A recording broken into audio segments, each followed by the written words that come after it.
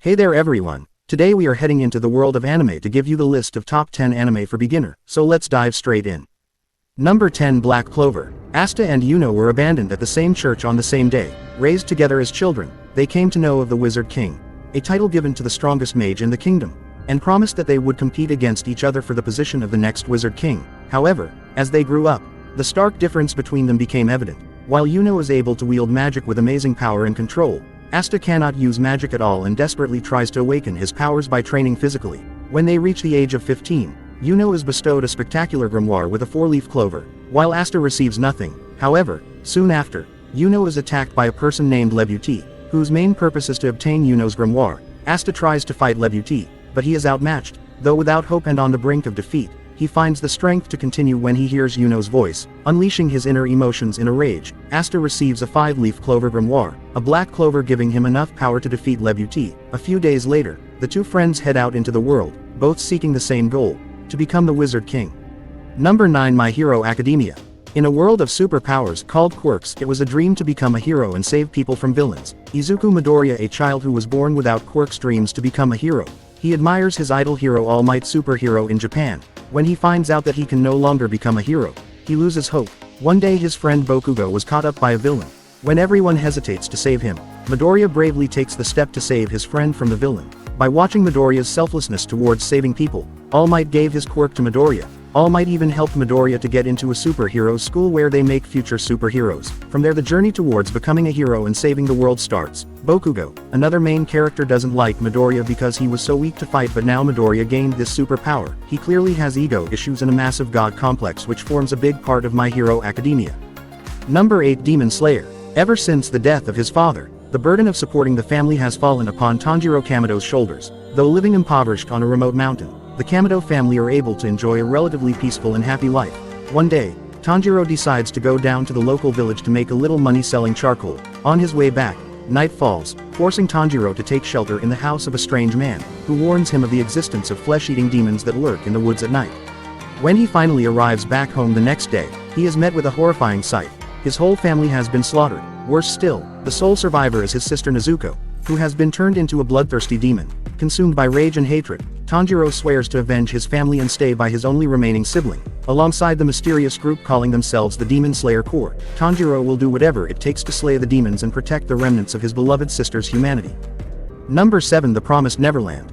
Surrounded by a forest and a gated entrance, the Grace Field House is inhabited by orphans happily living together as one big family, looked after by their mama, Isabella. Although they are required to take tests daily, the children are free to spend their time as they see fit, usually playing outside, as long as they do not venture too far from the orphanage, a rule they are expected to follow no matter what. However, all good times must come to an end, as every few months, a child is adopted and sent to live with their new family, never to be heard from again. However, the 3 oldest siblings have their suspicions about what is actually happening at the orphanage, and they are about to discover the cruel fate that awaits the children living at Grace Field, including the twisted nature of their beloved mama.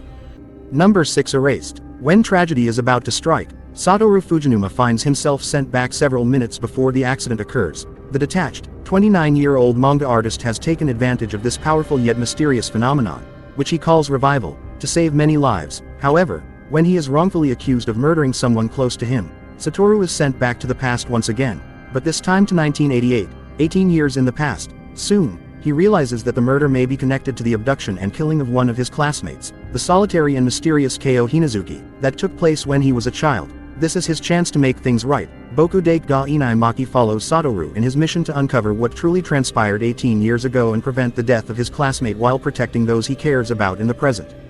Number 5 Haikyuu. Ever since having witnessed the little giant and his astonishing skills on the volleyball court, Shoyu Hinata has been bewitched by the dynamic nature of the sport. Even though his attempt to make his debut as a volleyball regular during a middle school tournament went up in flames, he longs to prove that his less than impressive height ceases to be a hindrance in the face of his sheer will and perseverance. When Hinata enrolls in Karasuno High School, the little giant's alma mater, he believes that he is one step closer to his goal of becoming a professional volleyball player. Although the school only retains a shadow of its former glory, Hinata's conviction isn't shaken until he learns that Tobio Kageyama, the prodigy who humiliated Hinata's middle school volleyball team in a crushing defeat, is now his teammate. To fulfill his desire of leaving a mark on the realm of volleyball, so often regarded as the domain of the tall and the strong, Hinata must smooth out his differences with Kageyama. Only when Hinata learns what it takes to be a part of a team will he be able to join the race to the top in earnest.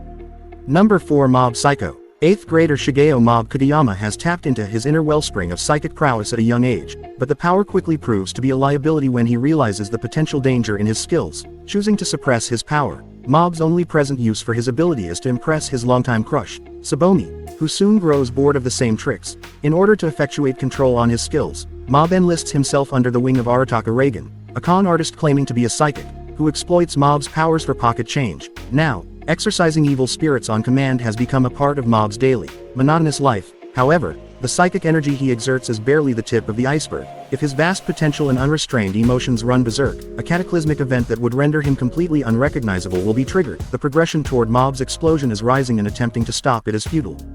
Number 3 Parasite. All of a sudden, they arrived. Parasitic aliens that descended upon Earth and quickly infiltrated humanity by burrowing into the brains of vulnerable targets. These insatiable beings acquire full control of their host and are able to morph into a variety of forms in order to feed on unsuspecting prey. 16-year-old high school student Shinichi Izumi falls victim to one of these parasites, but it fails to take over his brain, ending up in his right hand instead. Unable to relocate, the parasite, now named Migi, has no choice but to rely on Shinichi in order to stay alive. Thus, the pair is forced into an uneasy coexistence and must defend themselves from hostile parasites that hope to eradicate this new threat to their species.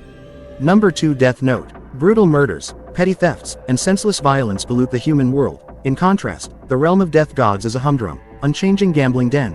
The ingenious 17-year-old Japanese student Light Yagami and sadistic god of death Ryuik share one belief: their worlds are rotten. For his own amusement, Ryuik drops his death note into the human world.